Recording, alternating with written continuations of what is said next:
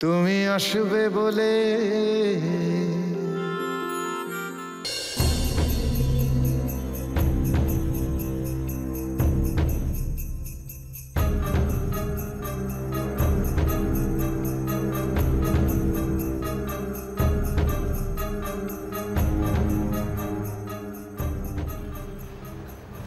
রুমি, রাহুল আজকে আমাকে চিনতে পেরেছে। রুমি আমাকে শক্ত করে আঁকড়ে ধরতে চেয়েছিল, আর আমি কোনো রকমে ওকে ছাড়িয়ে নিলাম।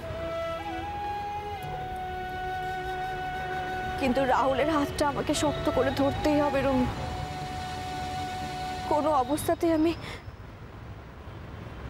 রাহুলের হাত ছাড়বো না। সত্যি নন্দিনী, তোমার ভালোবাসায় কত জোর, নিজের ভালোবাসাকে বাঁচাতে তুমি কত ঝুঁকি নিচ্ছ। সত্যি এইরকম ভালোবাসা চোখে না দেখলে বিশ্বাস হয় না। রাহুল আমার স্বামী। রুমি আমার স্বামী, আর একজন স্বামীকে বাঁচানোর জন্য তার স্ত্রী সবকিছু করতে পারে। শুধু এই পাড়াটাই আমার হলো না, এই জোরটা আমি কখনো দেখাতেই পারলাম না। কি? কিছু না। আচ্ছা রুমি, একটা কথা আমাকে বলো তো, আমার আর রাহুলের জন্য তুমি এত কিছু কেন করছো?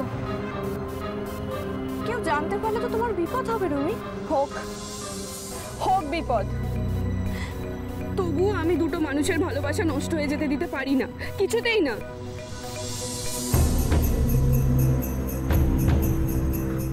আমি